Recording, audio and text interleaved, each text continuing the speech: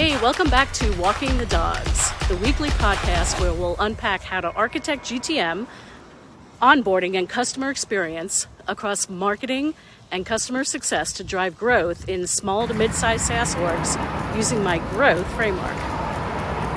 It's Lisa here, out with Dusty and Tanner, working off some canine energy and thinking through another growth problem. Today we're talking about dashboards. Most companies do not have a shortage of marketing data.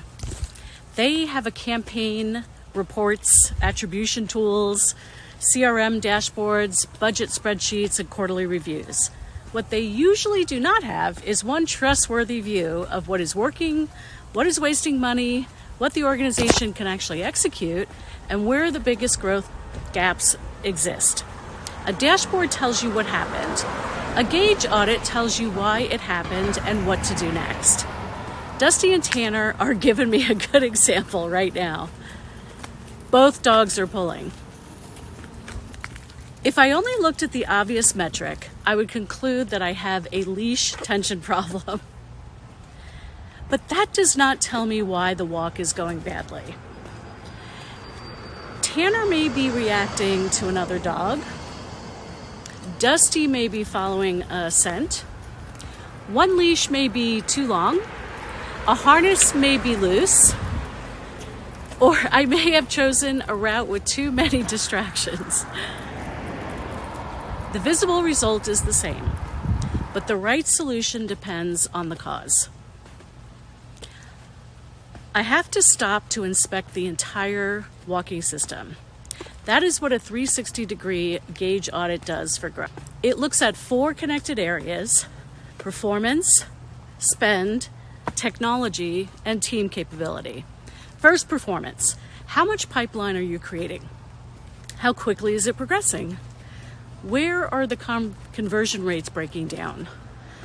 What are your win rates, sales velocity, retention, and expansion rates? Then break those numbers down by segment, product, channel, motion, and journey stage. Blended averages hide the real problem. Second, spend. Where is the budget actually going?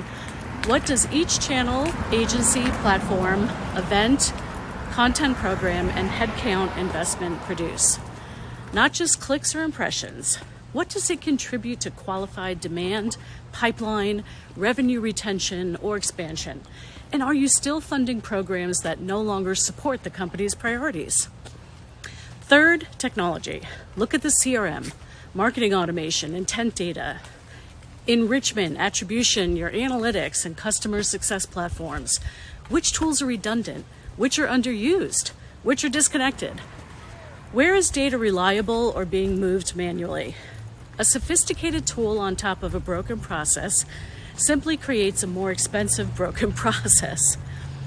Finally, team capability. This is a big one. Does the team have the strategy, content, creative, media, ABM, lifecycle, RevOps, analytics, data, and the AI skills required to execute the plan?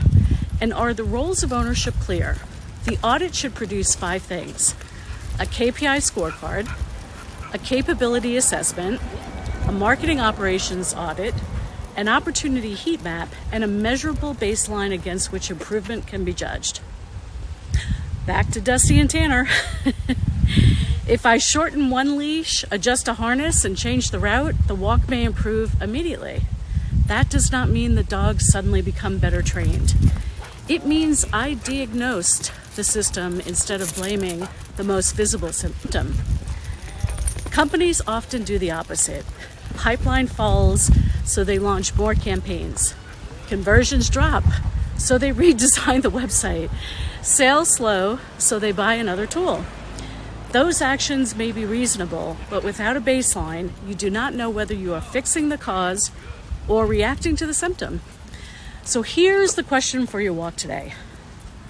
What part of your growth system have you been trying to fix without first inspecting the entire leash, route, equipment, and walking team? Until next time, keep walking the dogs.